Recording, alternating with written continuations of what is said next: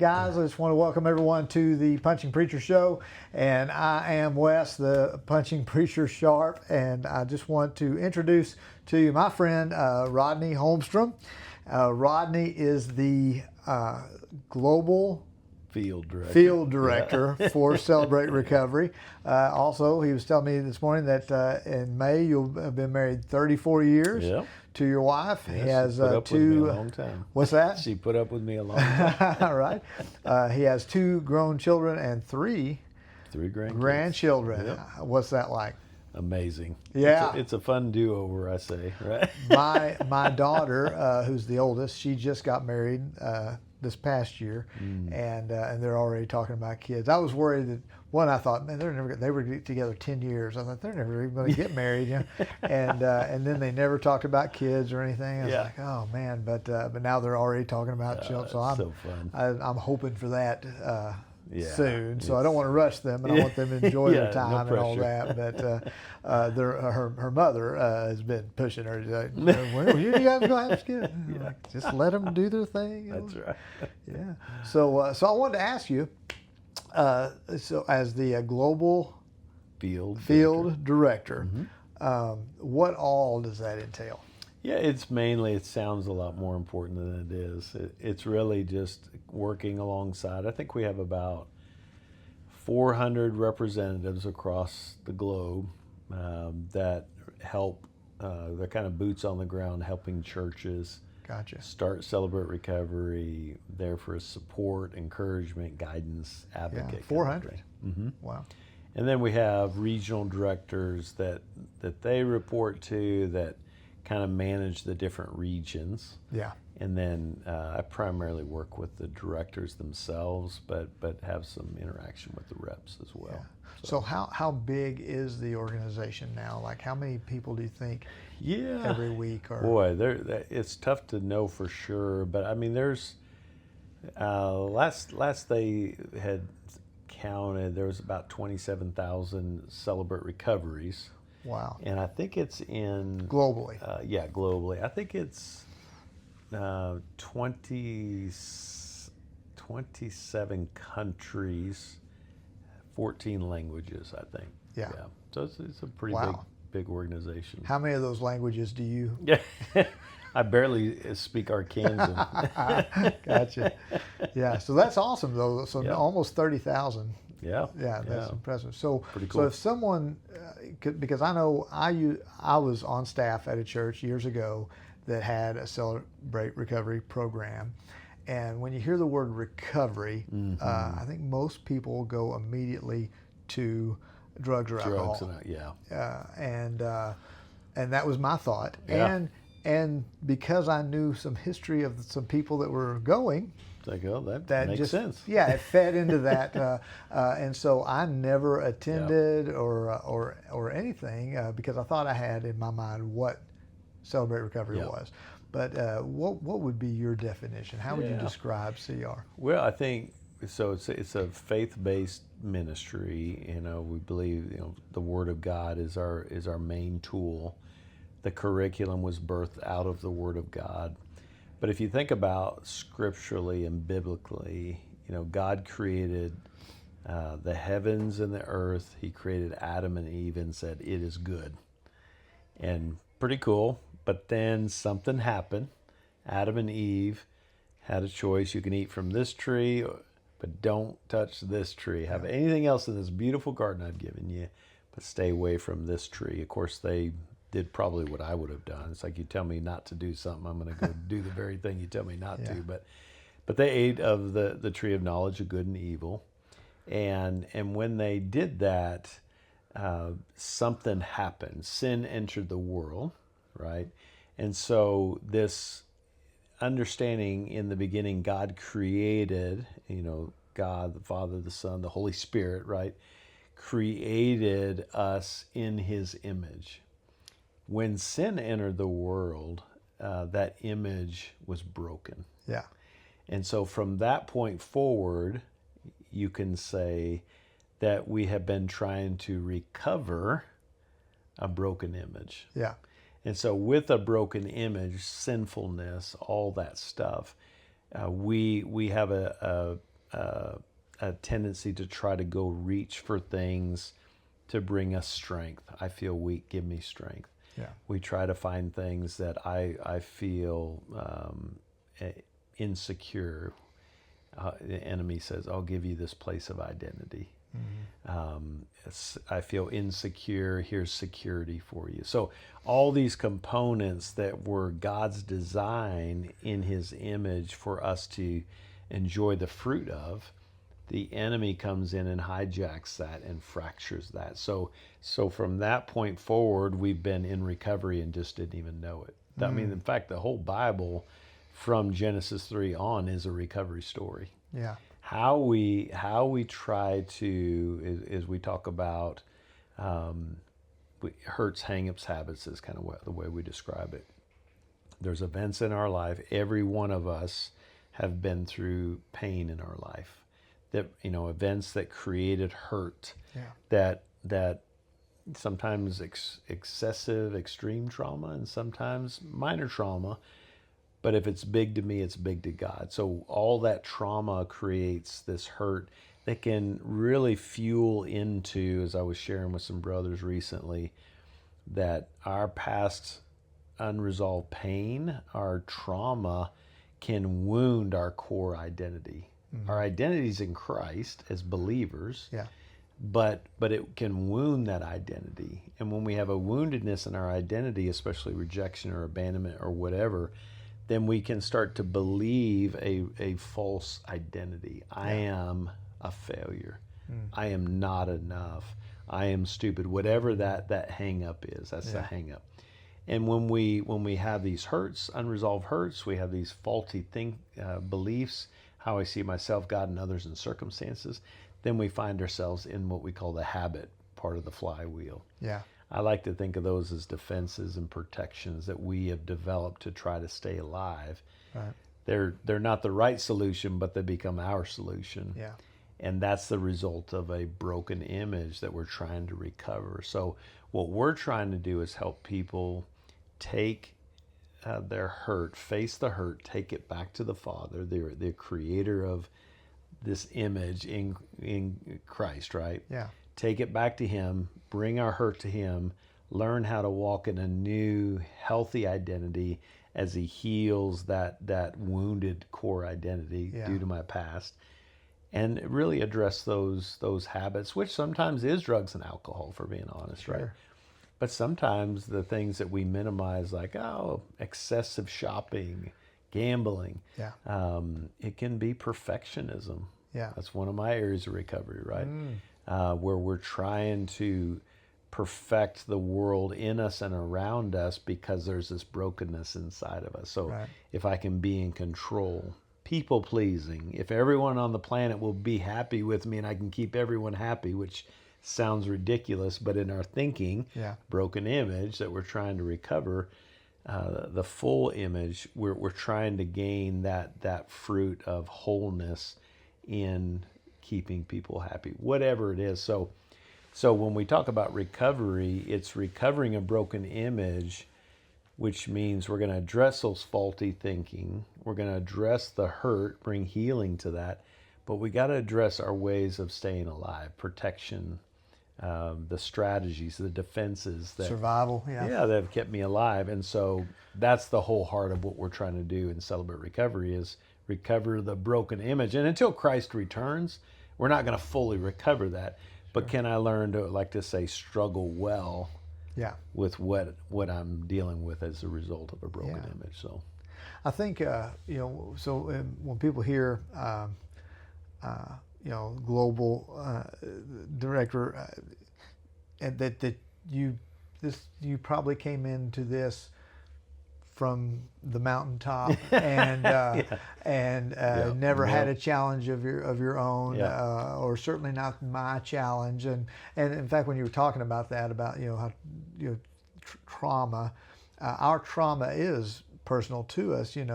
I wasn't raised in a foreign country that was being bombed every day and survived. But there are children that is their trauma.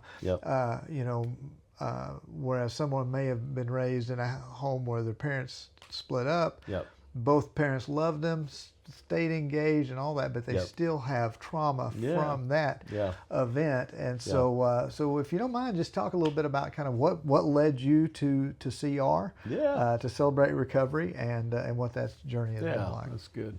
Yeah, I think the heart of trauma, I think it's worth saying this, that a lot of time what makes trauma significant is when you have a significant harmful event and you didn't have that safe, stronger, wiser other in your life that you could immediately go to for comfort, Yeah. to bring healing to that. Mm. A lot of times that what makes trauma even more severe is it happens and I have to face it alone. Yeah. And so that's the beauty of Celebrate Recovery, is we're teaching people that you can't do it alone. We need community, right, as we take our trauma. But for me, too long of a story to give you the full scope of it, but I grew up in a pretty dysfunctional home. My mother had her own brokenness. Sure. She, at 15, her parents had divorced, my grandparents, and she was living in a home where my grandmother was actually a lounge singer on the Las Vegas Strip, if you Yeah. can believe that. Wow. But had an incredible voice from what I understand, but pretty a rambunctious woman, right? Kind of Gotcha. promiscuous. So she had these men after her divorce in and out. Well, one of the guys that was a boyfriend raped my mother, Oh, wow. and in secret. Yeah. So my mother's holding this secret, and so she finally worked up the courage to tell my grandmother. Grandmother did not believe her, Oh. kicked her out. She's living on the streets of Vegas now. Oh, wow. Come to find out, she's pregnant with my older brother. Yeah. And she's 15 years old. She's pregnant. They ended up, long story with that, but they found her collapsed in a park, got her help, found out she was pregnant with my brother, and of course they sent my brother to adoption. So Sure. that's the family system I walked into, because she just under a year she got pregnant with me. Yeah. And then I kind of walked into this dysfunctional thing. So my mother had her own wound, is her own unresolved trauma that bled over into me and my brothers, right? Not her fault, but her responsibility, right? And so with that, she was chasing that. Her drug became love and relationship. Mm-hmm. And so she was chasing men and trying to find love, and she was a magnet to broken men. Mm-hmm. So the ramifications for me, as the oldest son now in the home, I ended up having 3 brothers come in after me. Mm. Kind of a common thread of addictions in the home with stepfathers, anger, physical, verbal, emotional, sexual abuse. That was our home. Yeah. And I'm the oldest of 4 boys now, living in this dysfunction. And we're moving from house to house, city to city, state to state. I was actually born up in the Pacific Northwest, and we moved way down the map, running from men. Sure. So a lot of times the abuse was directed toward my mother, and then I was the one kind of jumping in trying to protect my mother, and then the abuse would directed come at you, back to me. So all that to say, I'm carrying all this trauma. At the age of 10 was the first time I started using crack cocaine. I actually was using just about anything I could put my body in, Sure. but that was the drug that I really clung to. Alcohol and all that was with that. But so from age 10 up, I'm using drugs. Yeah. And this would have been the 80s, I guess. Yeah, so, early so 80s. That was a very popular Oh drug yeah, for It that very- time. yeah. So one of the places we ended up in, my mom's running city to city, state to state. This one boyfriend actually took us to Phoenix, Arizona. We ended up in Phoenix, Arizona. He was actually a roofer, a shingler. And I had dropped out of school at this time to help work with him and yada, yada, yada. So all kinds of, too much to go into right now. But Mom ended up using drugs, and she swore she'd never use needles, and she ended up using needles. It scared the fire out of her. Yeah. And I'll never forget finding her. She was scared. I mean, white as a ghost, scared. And I'm like, Mom, what happened? I used drugs, and she's just like terrified. And she said, I got to get out of here. And I was able to convince her, hey, just let me stay here. In her dysfunction, my dysfunction. Wow. I stayed behind in Phoenix, Arizona as this young teenager. Wow. And so I'm living with a buddy who happened to be a drug dealer. Sure. Good combo. But we ended up not being able to make ends meet, and we're now living on the streets. Wow. So we would sleep on people's couches, but there were many times I'd sleep on the sidewalk in Yeah. Phoenix, Arizona. Wow. Get run off by people, pretty humbling thing. Yeah. But this drug dealer actually ended up getting arrested and called in, and they called me in to what do I know kind of thing, and threatening to throw me in jail and all this stuff. I told them what I knew, but now I'm kind of scared out of my mind. Sure. And there's actually a gentleman that came up to me that I actually was a part of feeding him his drug addiction. Oh, wow. And he came up and he said, hey, I know you're scared and I don't know why I'm doing this, but I want to buy you a plane ticket to get out of here.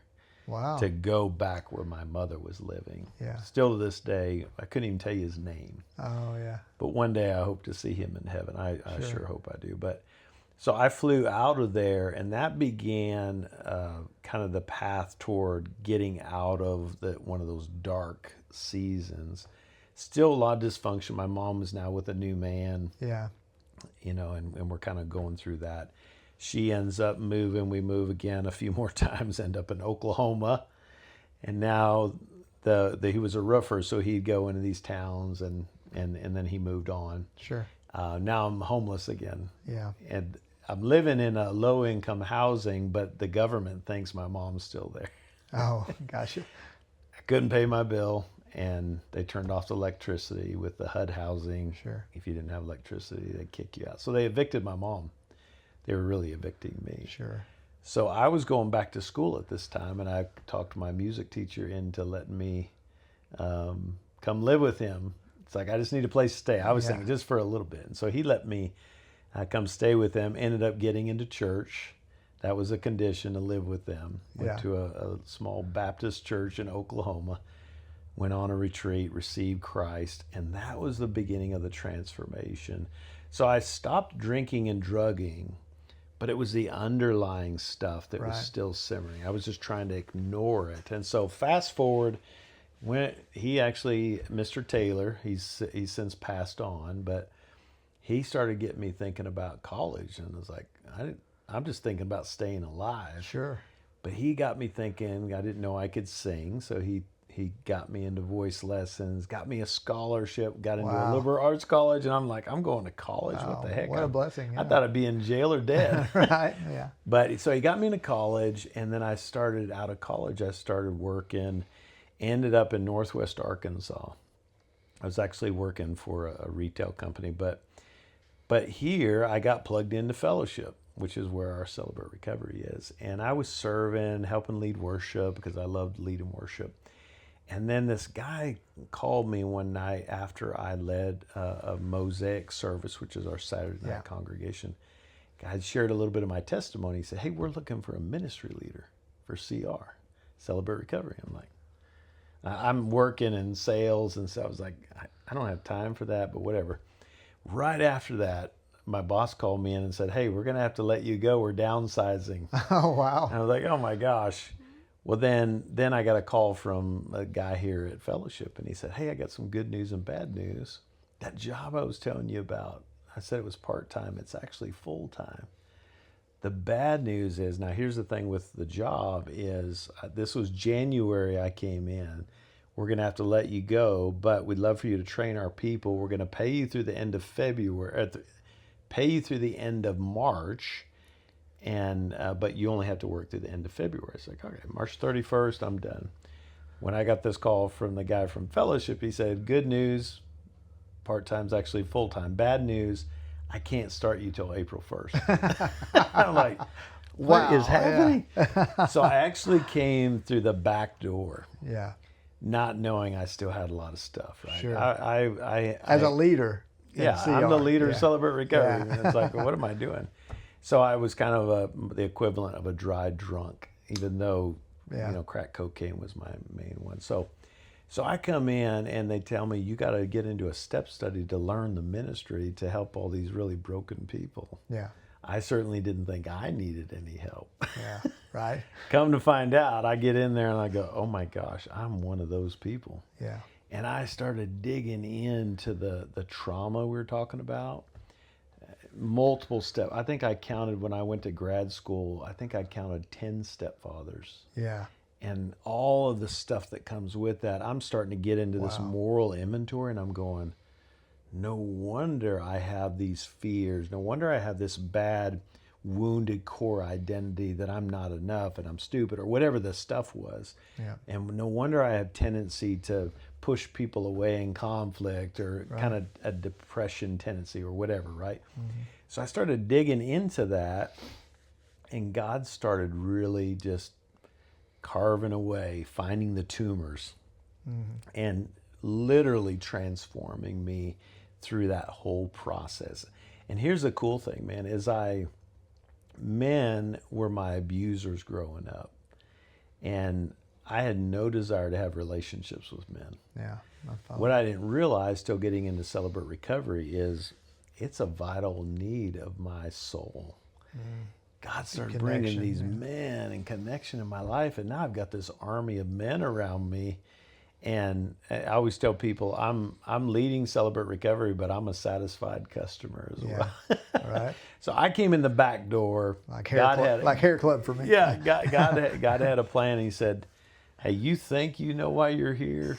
I got a bigger plan." Yeah. My wife would tell you, we've been married 34 years now, but she'd tell you that Celebrate Recovery saved our marriage. She doesn't think we'd be married without Celebrate Recovery. That's scary. Yeah. But the other side of it is, thank you, God, for taking us to Celebrate Recovery, because she's done her recovery. I've done mine. My kids have gone through it. Now my grandkids are in it. It's just a generational kind of breaking of those chains. Yeah, a generational blessing as opposed to the curse. Yeah, definitely. New ripple effect there. So long way to answer that question, but that's how I came into Celebrate Recovery. Yeah, well, that's a great word too. And I remember, so I've been here at Celebrate and Fellowship at Rogers for 3 years now. Wow. And then I've been sober from alcohol for 4.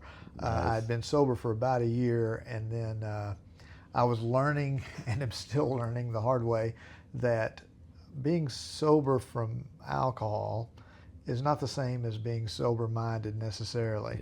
Yeah. And like you mentioned, the things that led me to become an alcoholic are the same things that led me literally to become a fighter. Yeah. And eventually led me to become a divorced man. And so and then I don't know if you're familiar with Connor Beaton.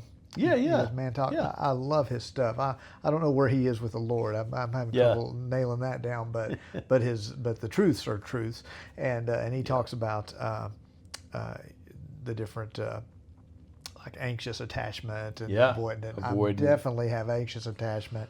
One of my, whenever we introduce ourselves, I'm a grateful believer in Jesus Christ, and I struggle with codependency is a huge one for me because when I came up with my dad, he was a very hard man, and the only time I knew that I was good with him was when I'd done something to make him happy. And so I learned through that's relationships. Survival. And that's how you, and so I became like I said, people pleasing, constantly learning how to people please. And then in my last serious relationship, off and on again for 4 years, I was constantly trying to prove myself, constantly wanting her to validate me, and I hated me. I absolutely could not stand me. But I wanted her to tell me I was wrong about me. I wanted her to validate me, and I hate me, but please love me. Completely unfair, of course, to her. But then whenever that relationship ended, I could not let it go because I was, and so Connor Beaton talks about how we do these protest actions, and so that I would just do these dumb things that borderline illegal things that was completely disrespectful to her, and just had to learn the hard way. You Yeah. know, fortunately, she publicly called me out for my behaviors, and which destroyed me in a good way.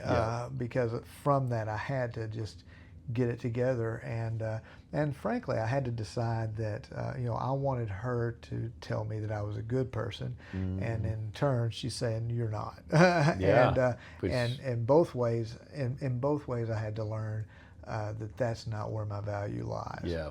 Yeah. And so after a year of not drinking, Danny invited me to CR, Yeah. and I know a lot of people probably come to CR with trepidation, fear, maybe even, Yep. where they put it off for a long time, and I was not that. I was so You were ready. I was so starving for God to do something. Yep.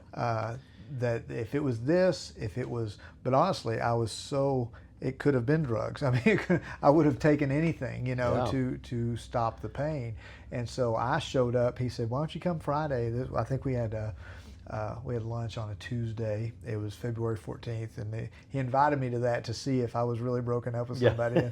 And I was like, "Yeah, I got nothing going." And he says, "You should come. You should come Friday." And I was like, "Oh, I'll be there." Yep. I'm sure he thought he won't be there, but I You made came. it. Yeah, I came. I loved the worship, of course. Yep. I got something out of the message, and then came down, got a chip first time, and then they were talking about step studies, Yeah. and so I walked down into I said, "You got a step study?" And I love signed up right then. That's and awesome. and that was extremely beneficial. The 12-step. Yep. That was well over a year that we did that. Yeah. Me and 11 other guys, and I think you said something that's important. Like people do come in with fear, and sometimes fear of the unknown can be crippling. absolutely. But it sounds like, and this has to often has to happen. Your pain became greater than your fear. Yeah. And sometimes it's gotta reverse. Yeah, like I was that. fear of the known.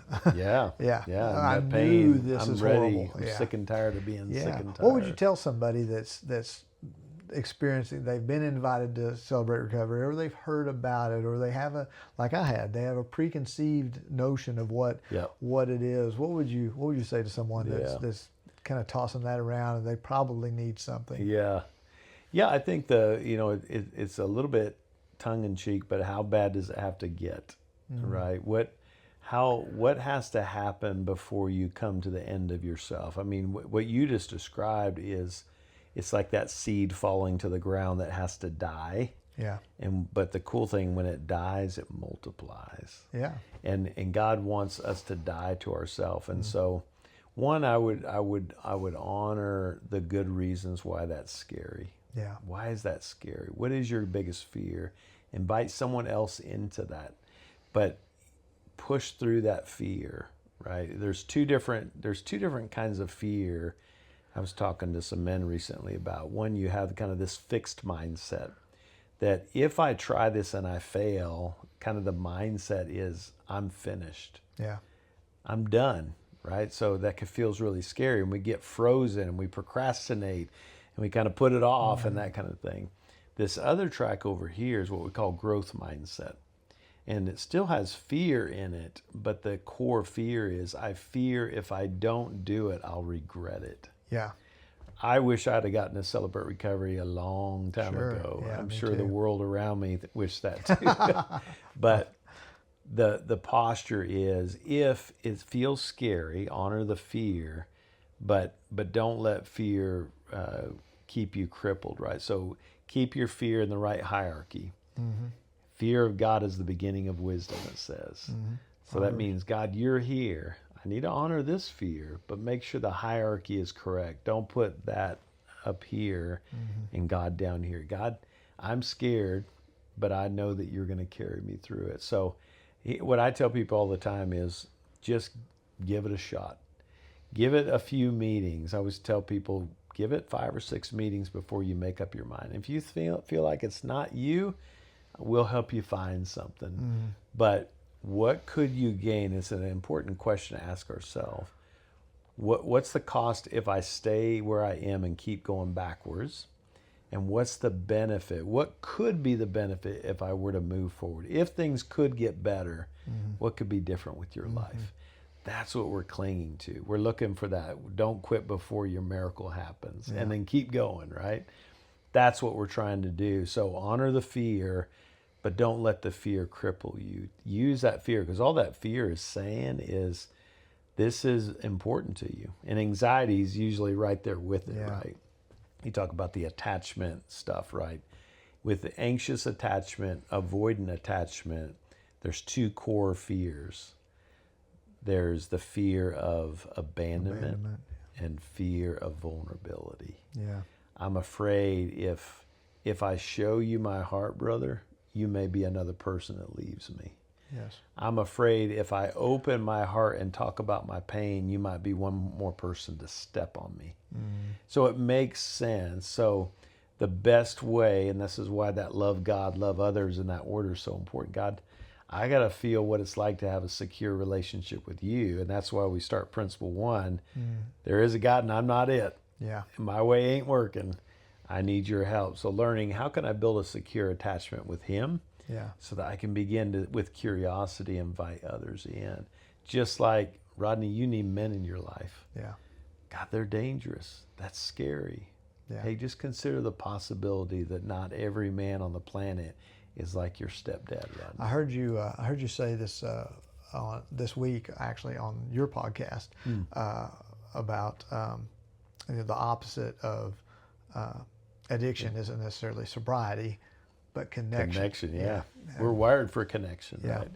Just like a child, right? I mean, it's hard to think of ourselves through an attachment lens like that, but if a child is laying in the middle of a field with broken legs and they're wounded and they're looking up at you as their dad, what's your heart posture in that? I want to go scoop them up, right? Yeah. We need to be consoled in that space. So the beauty of connection is it's a reminder that I'm not alone. Yeah. And our nervous system, these are the nervous system God created, which is pretty cool.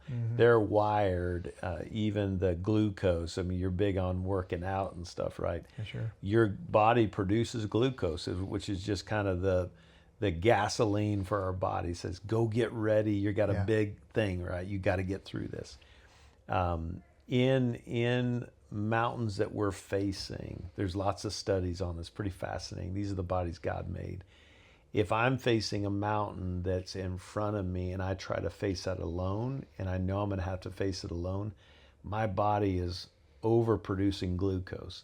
But if you bring another person into that, and they've done studies on this, bring another safe person to be in it with me and face that same mountain, your body produces like 6 times less glucose. Wow. As you face the mountain in front of you. So that's why I think the scriptures, 56 times it says one another, love one another, serve, pray, be with one another, right?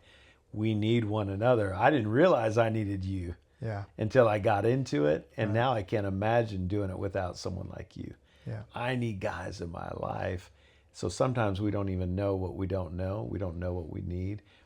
Yeah, the opposite is connection. The problem is, in my insecurity, I'm trying to be dependent, codependent versus interdependent because I don't have dependence here.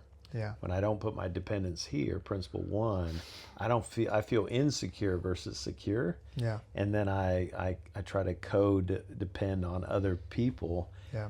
I was dependent on chemicals. I was codependent on people, people, places, and things that we talk about. So when I got this right, I felt secure, and now I'm moving from codependent to interdependent. The way God designed, love God, love others. We need each other. The world tries to convince us, men and women actually, that you need to just pull up your bootstraps and you can work through whatever on your own.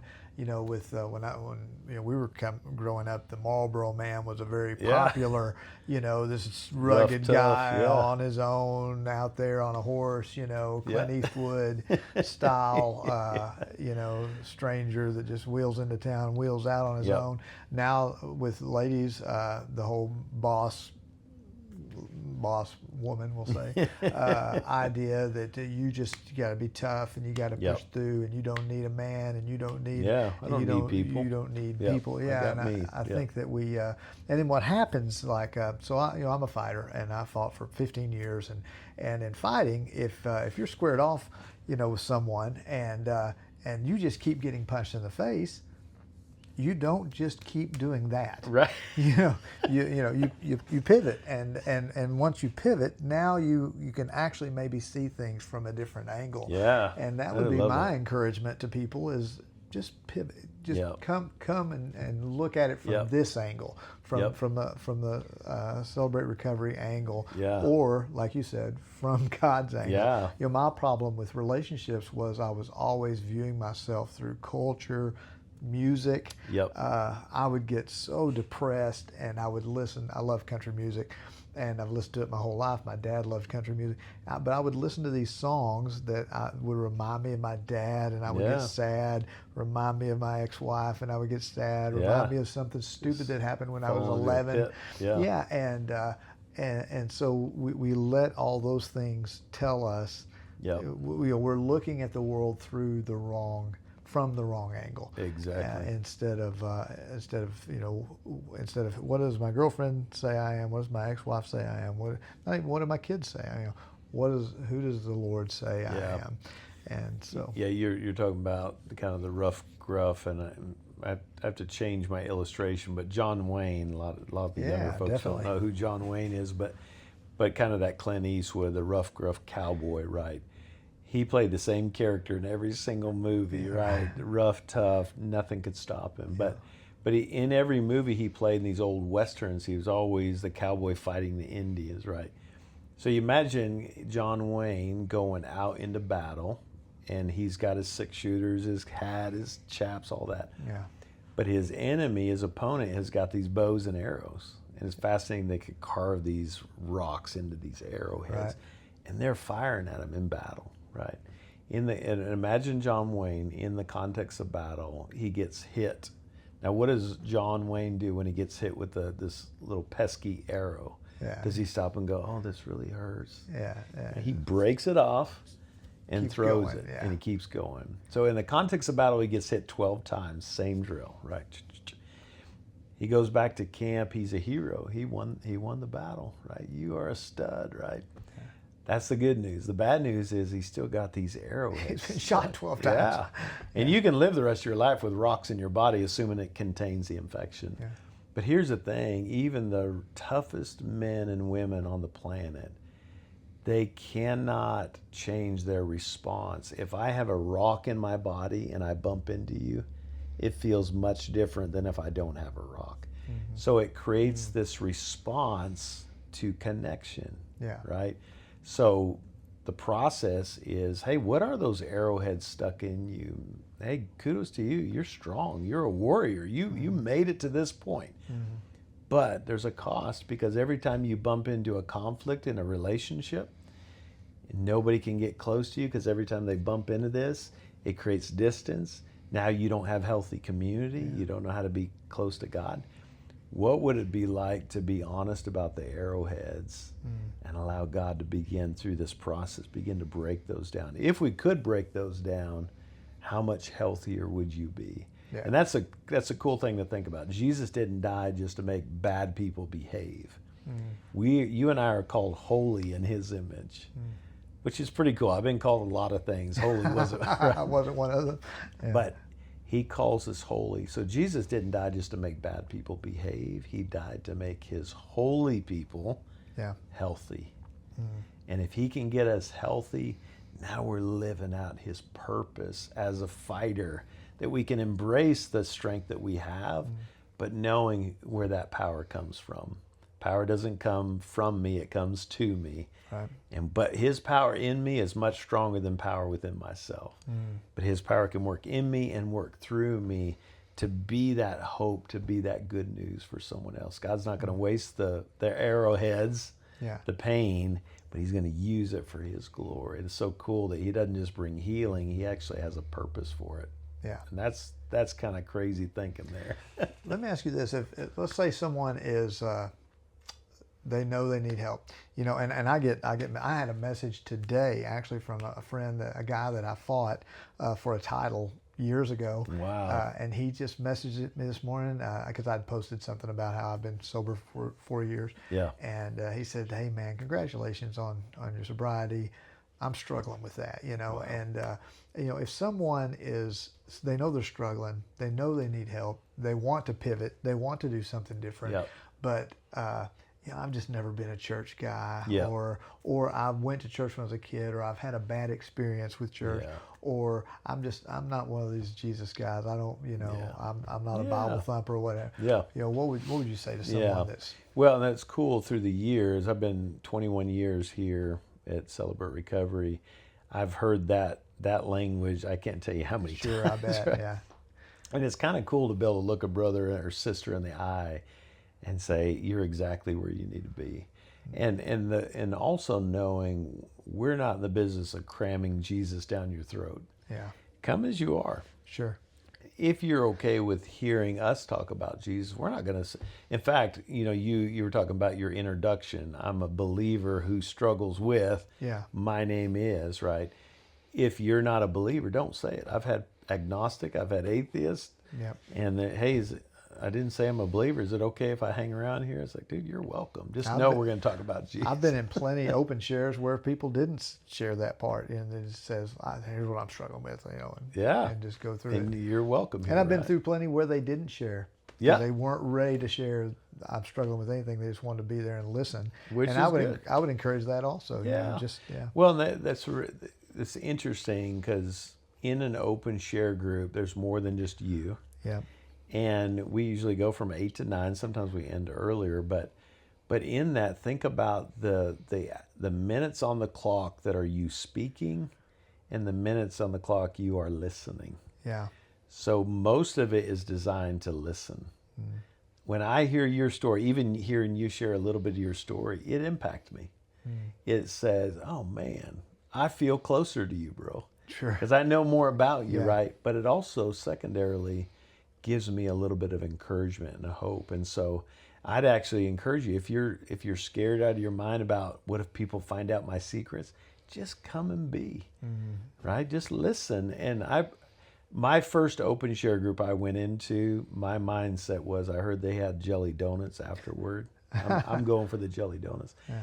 I'll sit this out. I'll grind out this hour and then just get me to the desserts. Right. But I started hearing men like you share, and little pieces of my story were coming out in these other men. And what it did for me is it calmed my nervous system. When you talk about fear, we're kind of dysregulated, right? Right. Absolutely. In that our body is saying, "Hey, this is a safe place, Rodney." Yeah. And as I heard in the safety of those guidelines being read and hearing the safety of that group, it told me it's okay to not be okay here, Rodney. Yeah. And even though I swore I was not going to share a thing, which you don't have to, I felt safe. And I said, actually, I have something to share. And I couldn't believe this was coming out. I shared things that I had never told anyone before. And it was like I floated out of there.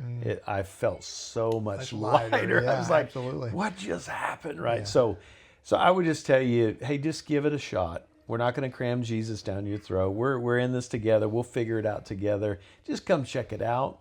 And if it's not for you, we'll help you find something for you. Yeah. Yeah. Absolutely. Good. Yeah. Good word. Awesome.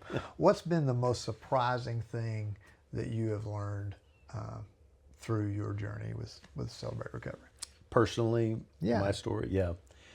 You know, there's too many things that I've learned, and I learned something 21 years in. I'm still learning something every week, just Sure. like this kind of thing. As you share about something you're learning, I learned something about me, kind of thing. But I think for me, the biggest thing, well, I could give tons of different things. I think the trauma that I have walked through impacts my present. As much as I want to just say, just ignore the past, it's done. Why are you dwelling on the past, right? It comes with me. And I think it was Dr. Informs you. Yeah. Dr. Anita Phillips said that the pain won't last forever, but it will wait forever. Wow. And what I learned in my recovery is I heavy. spent so much time just trying to act like it wasn't there. And it's almost like it was just sitting there going, okay, Yeah. when you're ready, you let me know. I'm going to hang around. Yeah. And so I wish I would have leaned into those signals in my body that were trying to get my attention a long time ago. Yeah. It would have saved me a lot of chaos. But I think the biggest core thing, it was a game changer. People say, what was the biggest key to your recovery, Rodney? And it's like, man, that's a big question. Forgiveness was the biggest key. Wow. To learn how to first forgive myself. Sure. It's like, if you would die for me, I don't have to crucify myself anymore. Yeah. I was the king, like you were talking about with your ex, right? I hate me. I hate me. I hate me. I was no one was harder on me than me. Yeah. When I learned how to love myself as Christ loves me, it shifted for me. And then secondarily to that, because it's kind of a conduit, you can't block one of those. I need to receive your forgiveness, learn how to walk in forgiveness so that I can forgive my brothers. And when I was able to forgive my mom for her dysfunction, forgive my stepdads, forgive my biological dad for leaving me when I was 2, it was a game changer for me. So I think the biggest lesson is that forgiveness is bigger than I thought. One, for me, and being able to release my offenders. It's hard to hate a prisoner of war. Who's the true enemy? My stepdads were not the enemy. They were just prisoners of war. Hard to hate myself. I was just a prisoner of war. Who's the real enemy here? God. You're a God of justice. I'm going to give them to you. So I'm gathering up my pain and my offenders and saying, this is what happened. Yeah. Lord, will you take this? And that was probably the biggest game changer for me in my recovery journey. Yeah. And well, the amazing thing, and some people know what they've done to you, but a lot of people have no clue. Yeah. They have no clue that they injured you. Yeah. And when I was going through my inventory and dealing with things, there was someone in my life that, as a teenager, their validation was important to me, and so I remember making decisions that weren't good for me, but I knew would have made him proud. Yeah. The same thing. He had no clue of this Yeah. dynamic, but it was something that I had to deal with him and forgive him for, and forgive me for being that stupid. And Yeah, also, same story, man. I think we have cut from the same cloth.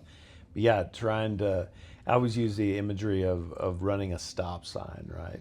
If I was driving home tonight and I was just kind of daydreaming, it's like, I can't wait to get home. Oh, I just ran a stop sign and I smashed into somebody in the interstate. Honest to God, I didn't mean to hit you. But if I got out of the car and say, I didn't mean to, I'm still what are you so mad responsible. about? Yeah, it was. Yeah, It's like, it's not going to fly. It's like, okay, maybe you didn't, but you still did it. Yeah. And so that's for people that hurt me, and that's been the freeing thing for me with my stepdads is they were in their own muck. Yeah. But at the same time, I've been in my muck and I've hurt people unintentionally, some intentionally, but unintentionally. But that doesn't mean it's not my responsibility. And so take ownership of it. These arrowheads, I've created arrowheads for other people. I need to own that. And that's releasing myself. It's releasing my offenders and giving them to God. And that's a big freeing step. Yeah. You also said, I don't remember, it probably wasn't this week, but I've heard you say, that what is not transformed is transmitted. Yeah. And just like you was talking about the arrowhead, when you get hit, you're going to re-experience that pain, and often you're going to retribute it to someone also. And so I think until we have transformed those things and removed those arrowheads and let the Lord begin to do that healing work, we're going to often constantly keep getting punched in the face. And so, when you talk about forgiveness and amends, I can't remember who said it, but there's this central thought that apologies without transformation. It's like, I'm sorry, I said I'm sorry.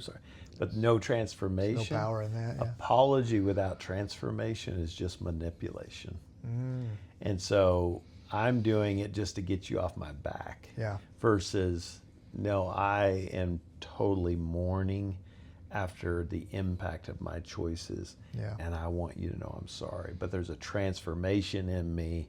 Otherwise, I'm just manipulating you, and that's not a healthy path. So. Yeah. And we all do that. Yeah. In some form, yeah. So. Welcome to the human race, Yeah, right? absolutely. Yeah, for sure. Well, I have one more question. Yeah. That just left me. But what has been your greatest joy with what you're doing now? What's been the greatest thing that has really just fed your soul from I what love you're doing? Yeah, honestly, even you sitting here is a reminder. 4 years.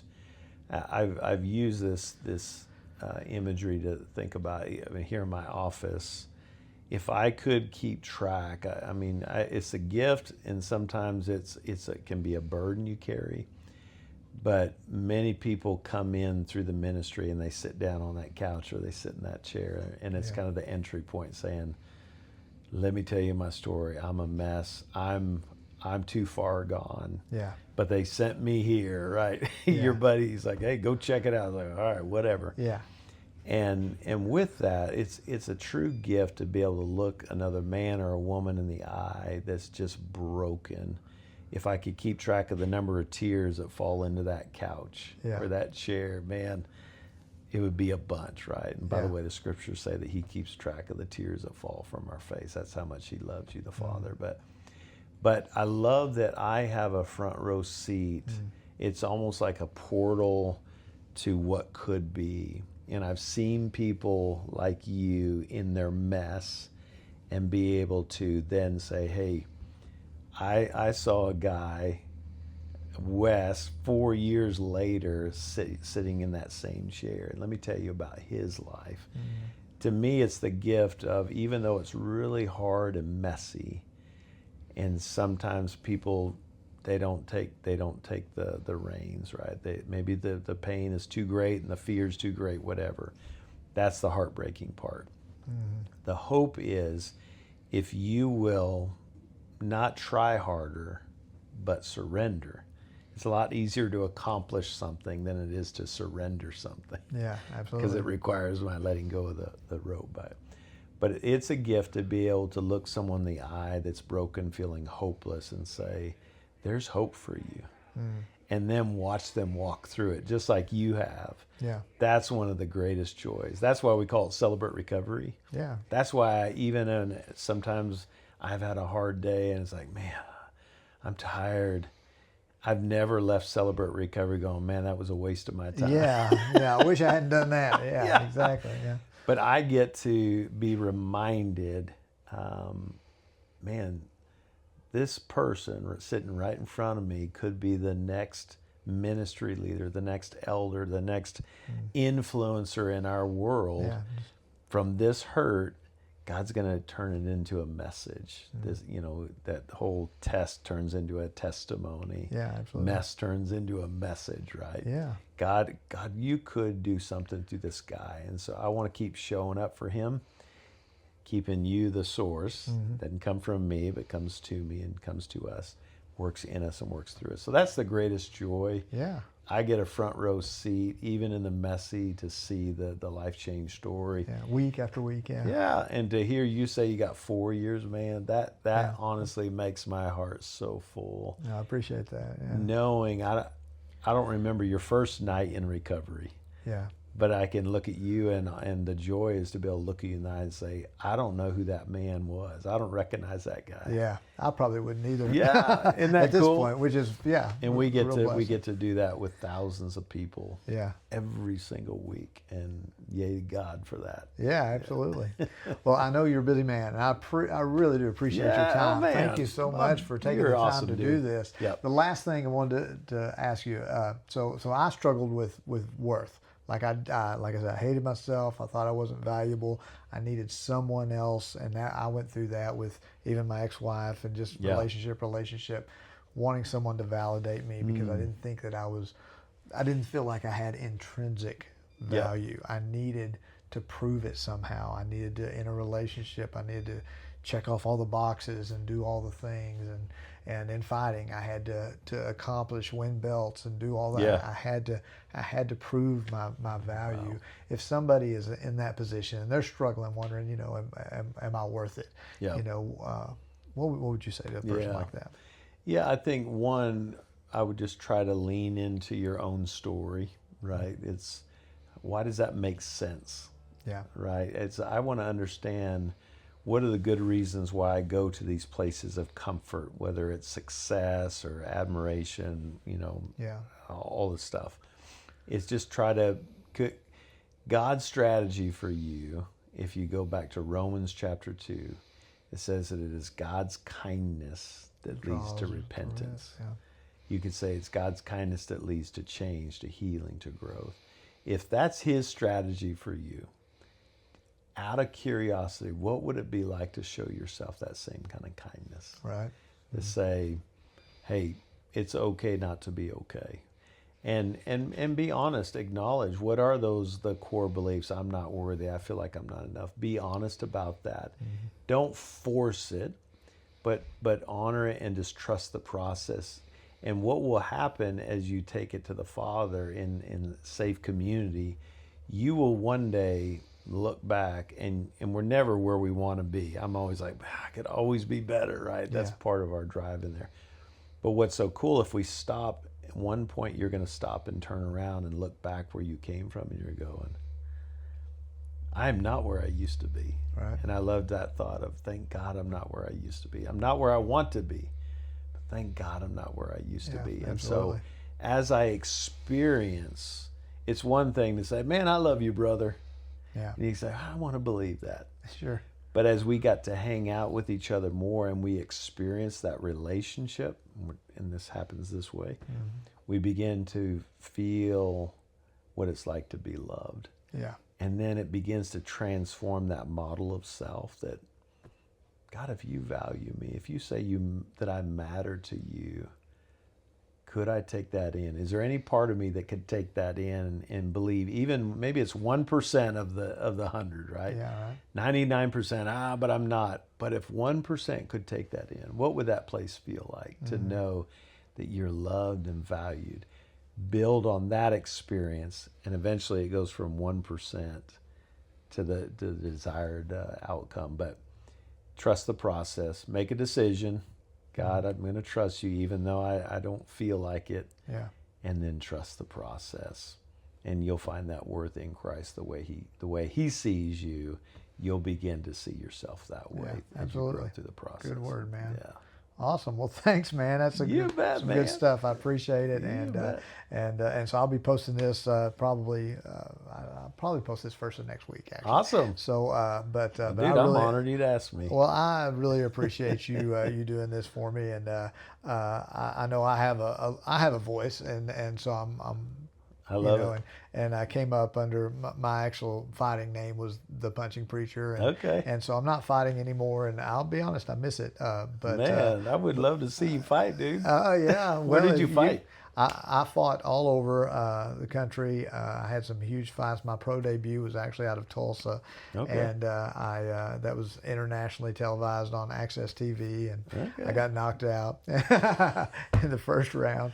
And I saw you with what's his name? Bryce. UFC, right? Yeah, Bryce Mitchell. Yeah. Bryce and I kind of came up together. That's awesome. How cool is that? We were on the same team for a long time, and so we were training partners. And he's a real character for sure. But I love it. But yeah, so that's just kind of how I came up, and then.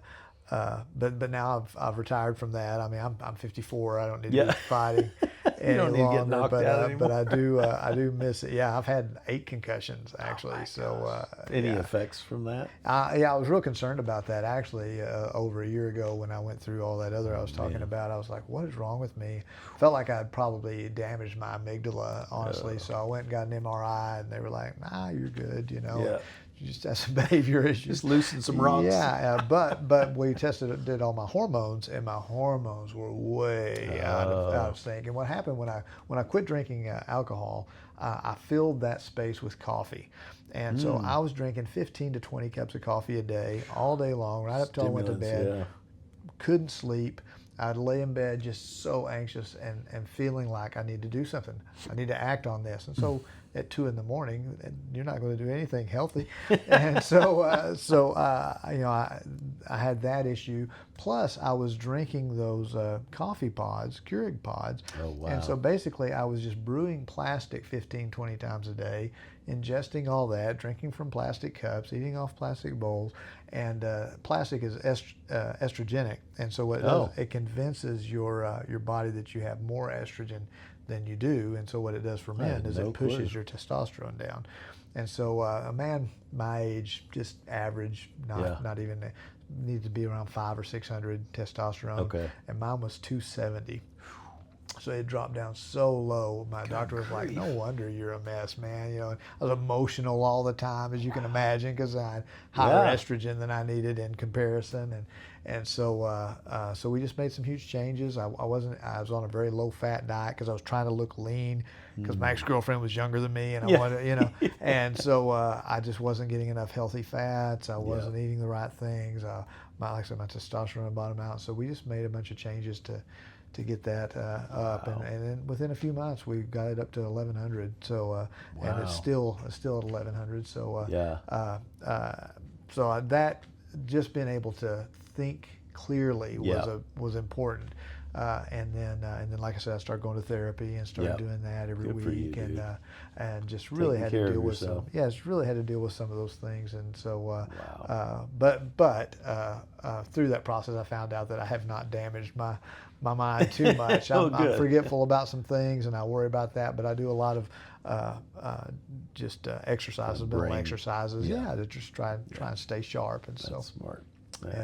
And I feel I haven't felt this good in a long time. Actually, I'm in great shape. Like I'm 54, but I'm pretty healthy, and I'll probably live to be at least 100. And so I'm hoping I'll have a bunch of grandkids to fill that time with. But but anyway, but I'm enjoying it. I'm enjoying having this avenue that I can just share with people. And so I appreciate you doing this for me, for real, man. Thanks for what you're doing. Yeah, thanks. We do whatever we can, right, to get the word out. Yeah, absolutely. So guys, hope everyone has enjoyed this podcast, and really, truly, you are worth it. So, absolutely. All right. All right, brother. Thanks, you, man. I appreciate you. That's fun. Yeah, good deal. Could have talked to you for hours. You're easy to talk to, man. Well, I'm a talker.